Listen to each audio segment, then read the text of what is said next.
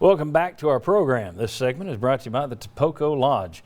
Whether you are looking for your own mountain cabin, which they offer, or an upscale suite, the suites that they have up there that sit right beside the rushing Cheoah River, if you've ever been to Charleston, this same room would cost you about $500 in Charleston. That's what their rooms are like. It's completely refurbished, remodeled. It's beautiful. The Topoco Lodge, they offer everything. It is a true resort experience. You've got all kinds of kayaking, hiking, walking paths, everything there in this beautiful mountain footprint. Toco Tavern is there with great food. They've got several decks that you can go up and enjoy right over the raging river. The Topoco Lodge, you need to check it out and get up there if you've never been. Topoco.com to learn more. All right, 4 SEC beat writers for The Athletic, and I'm going to run through this here, shared their thoughts on the SEC's new coaches this week. Brian Harsin at Auburn, Shane Beamer at South Carolina, Clark Lee at Vanderbilt, and Heupel here. Specifically, they were asked which ones might make the Athletics list of the nation's top 25 coaches moving forward. So of those 4, who might soon be one of the top 25 coaches in the country? The LSU writer said Harsin, adding, now if we're asking which of those 3 will be on the list in a few years, I'll take a flyer on Beamer. So Shane Beamer got his flyer, not Heupel. This was Harsin and Beamer were his top 2. The Alabama beat writer said Harsin is set up for the most success and has the most to work with. He said Heupel, who has fielded exciting offenses in the past, has a total rebuild on Rocky Top. Okay. The beat writer from Florida said, unless there's a reverse portal, Tennessee faces an arduous rebuild, especially where there's still debate as to whether the 43-year-old Heupel is the best quarterback on campus. Rough. He too picked Harsin at Auburn as most likely. And then finally, Seth Emerson, who's covered Georgia for so long, he gave some odd love to UT's coach. He said, then you have Heupel, who is neither an obvious fit nor a proven coach. So he'll probably end up doing the best. That's just the way these things go. So I take that. None of them were really dogging Heupel. I think they were taking the situation into account there. But my question to you is, and I was thinking about Clark Lee at Vanderbilt, the expectations are so much lower. If he wins 3 games, he's done a good job. So in terms of these new 4 new coaches, expectations and the amount of work to do, is Heupel got the worst gig of the 4? Is his job tougher than Vanderbilt's? In my opinion, absolutely.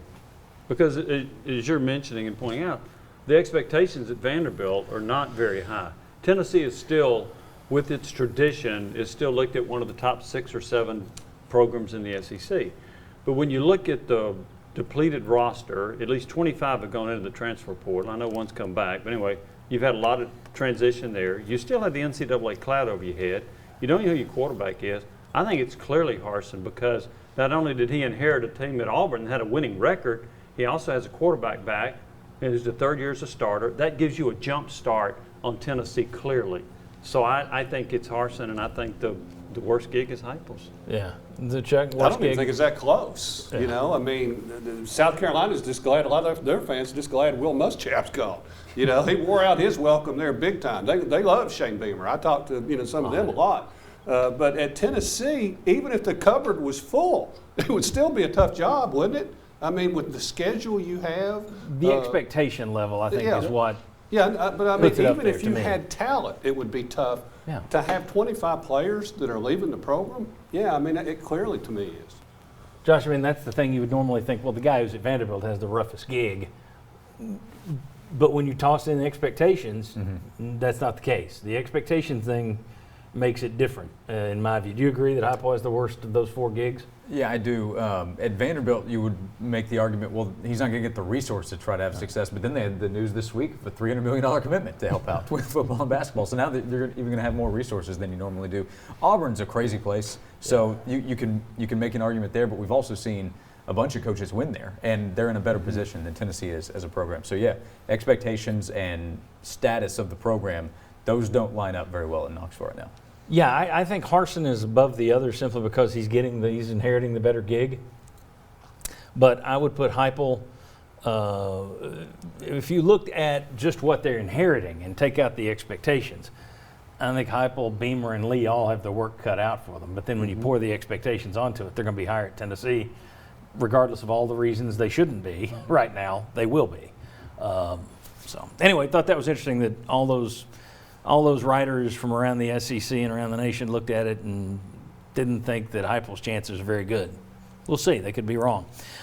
When we come back, a story was written this week asking what's wrong with Tennessee's in-state recruiting. My thought was, have you been paying attention? But we'll come back and discuss. Is it fair to be worrying about in-state recruiting at this point? Heupel's making $4 million. You're supposed to be getting the job done, buddy. Come on back. We'll discuss on the Sports Source.